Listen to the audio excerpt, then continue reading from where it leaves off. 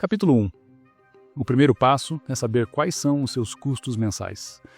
Você quer sair do INSS? Quer viver sem depender do governo?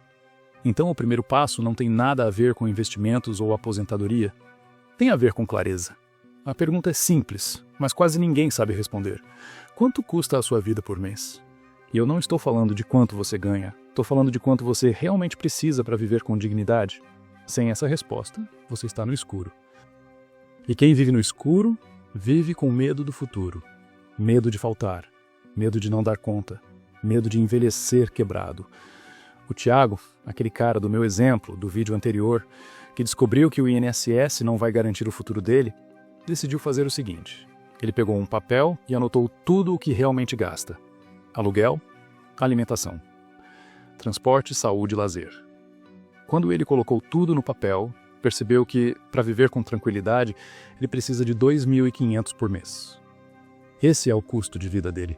Esse é o número que ele tem que mirar. Porque sair do INSS não significa viver como rico. Significa viver com autonomia, sem precisar mendigar reforma de governo, sem ter que torcer para a economia melhorar ou depender de parentes para comprar cestas básicas ou remédios quando você ficar velho.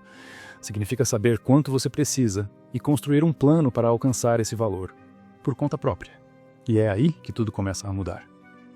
Capítulo 2. Quanto você precisa contribuir para receber o teto do INSS? Agora que o Tiago sabe quanto custa a vida dele, ele começa a se perguntar: será que o INSS conseguiria cobrir isso lá na frente? A resposta: só se ele recebesse o teto. Hoje, o teto do INSS, no momento desse vídeo, é de R$ 8.157,41. Um valor que, à primeira vista, parece até confortável.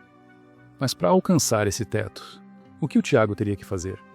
Contribuir todos os meses com o teto máximo, que hoje está em torno de R$ 1.417 por mês. E fazer isso por 35 anos ininterruptos, sem falhar. Vamos fazer a conta rapidamente? Isso dá um total de R$ 595 mil pagos ao INSS ao longo da vida, quase R$ 600 mil. E sabe qual é o maior problema? Mesmo depois de pagar tudo isso, o Tiago ainda não tem garantia nenhuma. Ele pode ter o benefício reduzido no futuro, pode ter que se aposentar mais tarde e se morrer antes de completar os requisitos, perde tudo.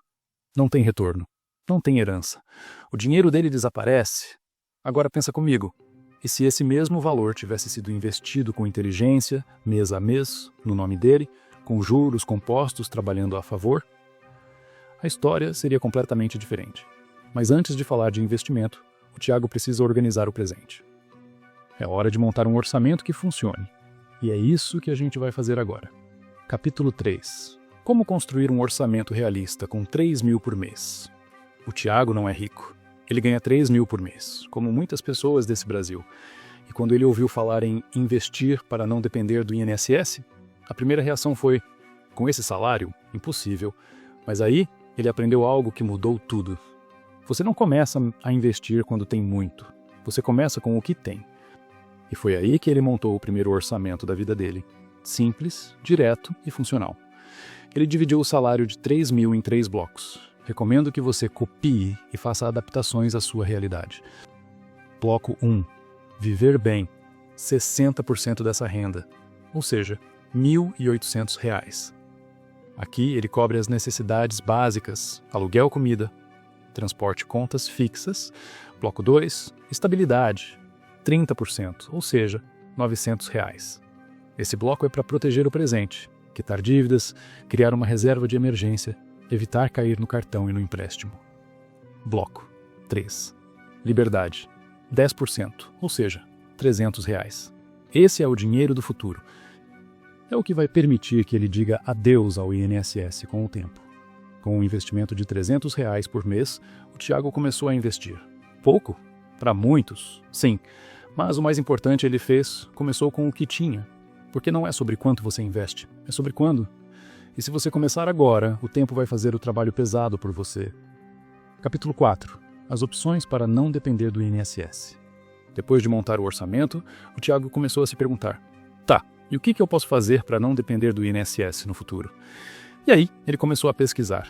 Descobriu várias alternativas que brasileiros usam para tentar construir renda fora da aposentadoria pública. 1. Compra e venda de terrenos. Funciona.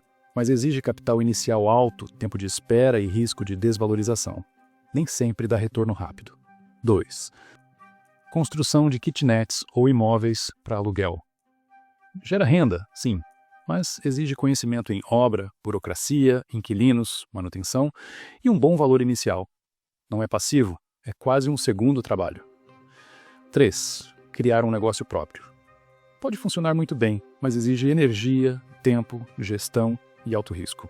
Nem todo mundo quer ou pode empreender, mas ainda assim é uma excelente opção. 4. Investir em conhecimento para aumentar a renda ativa. Importante, mas também exige tempo e estratégia. E nem sempre se converte em resultado imediato. Fazer mais cursos, pós-graduações ou ampliar o networking. O Tiago analisou tudo isso, mas o que mais chamou a atenção foi uma alternativa que ele nunca tinha considerado a sério e que ele poderia começar no dia seguinte. Dividendos. Simples, acessível, passivo e cumulativo. Diferente de todos os outros caminhos, os dividendos não exigem energia constante. Eles trabalham mesmo quando você dorme. Foi aí que ele decidiu estudar mais sobre isso. E descobriu que os dividendos podem ser a aposentadoria que o INSS prometeu, mas nunca entregou. Capítulo 5. O que são dividendos? O Tiago nunca tinha investido. Para ele, dividendo era uma palavra difícil, de gente rica, mas aí alguém explicou para ele de um jeito simples. Tão simples que até uma criança de 5 anos entenderia. Imagina que você comprou um pedaço de uma padaria. Você não trabalha lá, não assa pão, não atende cliente. Mas como você é dono de uma parte todo mês, quando a padaria dá lucro, ela te paga uma parte desse lucro. Isso é um dividendo. Quanto mais pedaços da padaria você tem, mais ela te paga. E sabe o melhor? Esse dinheiro cai sem você precisar trabalhar de novo por ele. É como se você tivesse plantado uma árvore de dinheiro.